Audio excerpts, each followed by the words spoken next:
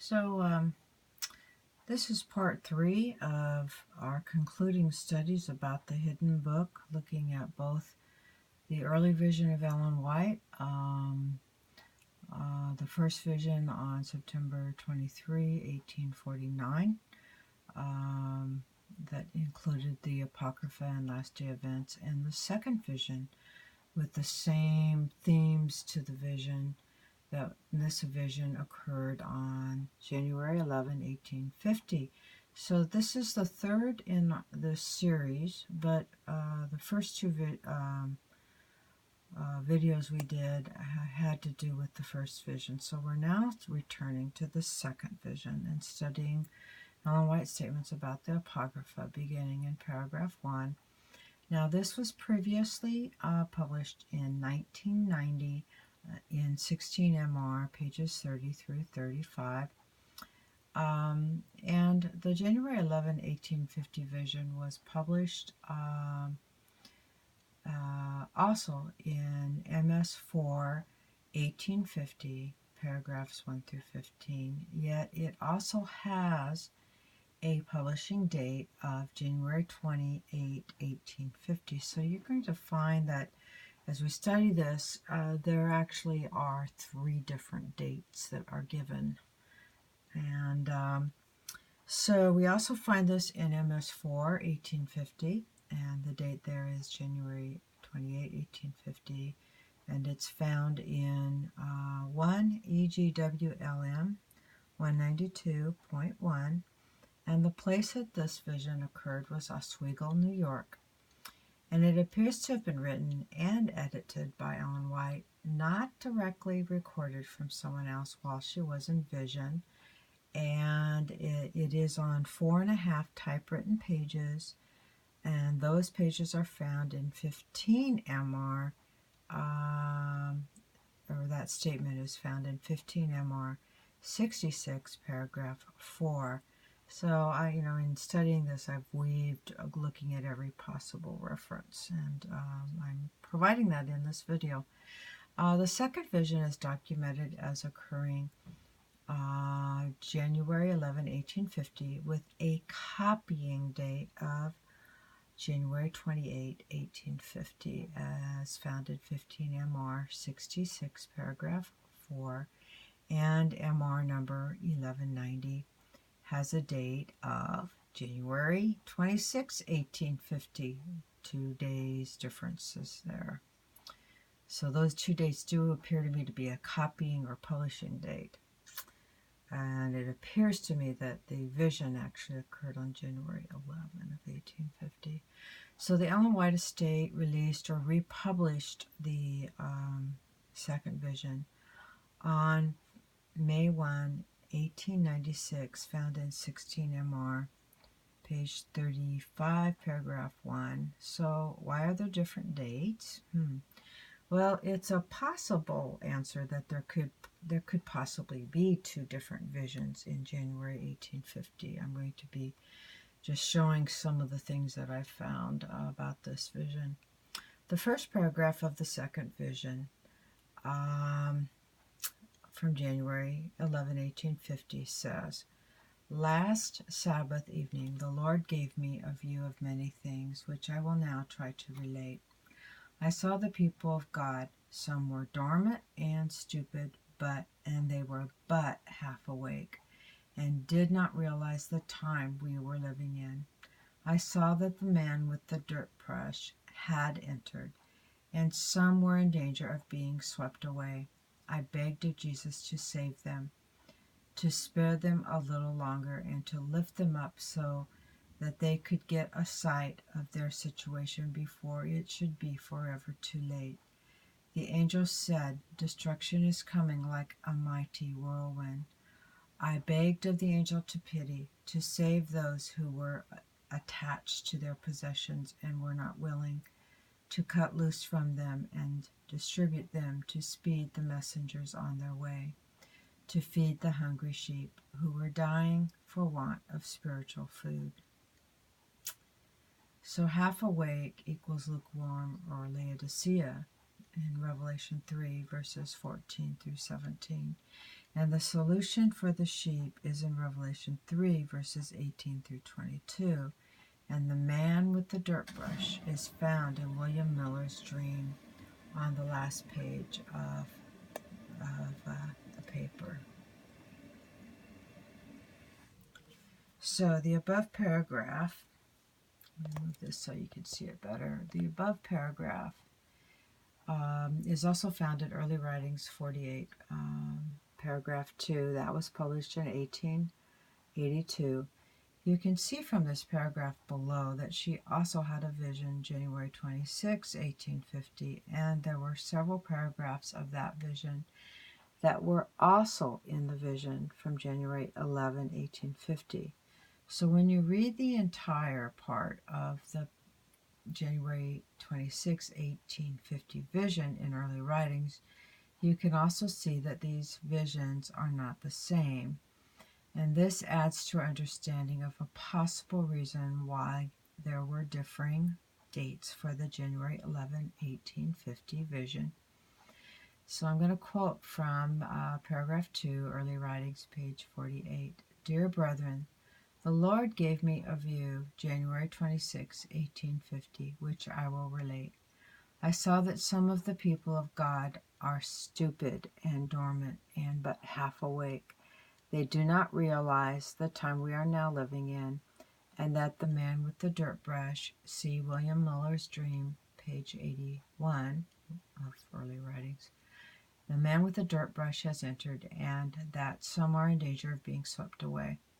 I begged of Jesus to save them, to spare them a little longer, and let them see their awful danger, that they might get ready before it should be forever too late. The angel said, destruction is coming, like a mighty whirlwind. I begged of the angel to pity and to save those who loved this world, and who were attached to their possessions and were not willing to cut loose from them, and sacrifice to speed the messengers on their way to feed the hungry sheep who are perishing for want of spiritual food. We have at least 5 witnesses calling us to study William Miller's dream in connection with studying this vision. 4 witnesses are from January 26, 1850, where we have this written in Early Writings, Experience and Views, and also in the Present Truth, April 1850, and in the Review and Herald, 4 different places that this was published. And the 5th witness is the second vision, January 11, 1850, that was published on January 28, 1850. Interesting how this works out. So returning to the next vision, the second vision, comparing Ellen White's statements with similar statements. Further study reveals that at least 11 and a half of the 15 paragraphs of the second vision are included in Experience and Views, which was published in 1851. And they are also included in pages 29, paragraph 2 to page 32, paragraph 5 of Experience and Views 29-2 to 32.5. The paragraphs from the second vision that were not included in Experience and Views are paragraphs 9, 10, 11, and 13. Also, paragraph 8 has 2 sentences in the first and 2 sentences in the last paragraph left out. So these are paragraphs that were in the vision from January 11 of 1850, and 11 and a half of these 15 paragraphs were in these other published statements, but there were 3.5 paragraphs left out. So when you read paragraph 8, the first 2 sentences in the paragraph that were not included are, I saw that professed friends had wounded the cause. Again, I was compelled to cry for God to spare his people, some of whom were fainting and dying. When you read paragraph 8, the last 2 sentences of paragraph 8 that also were not included are, I saw that the rebels must and will be purged out. The angel said, Get ready, get ready, get ready. That's a statement you can do a search on in the Ellen White database. There's several places where she said that in several visions. So I'm reading on. You can see how the two sentences at the beginning and ending of paragraph 8 are important for us to study and be aware of in our time. When you read paragraph 9, this talks about the judgments of God coming and blood flowing in streams up to the horses' bridles. Reading paragraphs 10 and 11, you can see this is information vital for us to have in our time, so as to understand what God has for us in relationship to His will and our families, and to understanding the close of probation. Paragraph 13 talks about the Apocrypha being the hidden book that the wise in the last days will understand.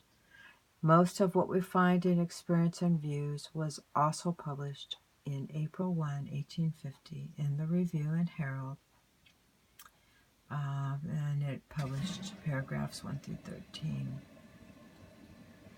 And it was also published in The Present Truth, April 1850.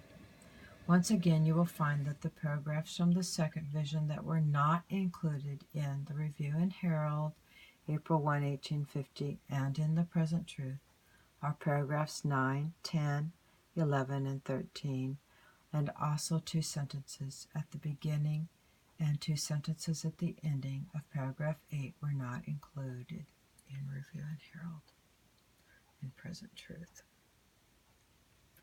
So in reading an actual copy of The Present Truth, April 1, 1850, I observed that this published version of the January 26, 1850 vision had 13 paragraphs with the admissions compared to the January 11, 1850 vision. Simply said, Ellen White, it simply has E.G. White to the bottom right ending, and apparently signing or approving of this publishing to her name, which was typically what she did. In other words, Ellen White appears to have approved this for publishing. Conclusion. It appears possible that Ellen White had two separate but similar visions in January 1850.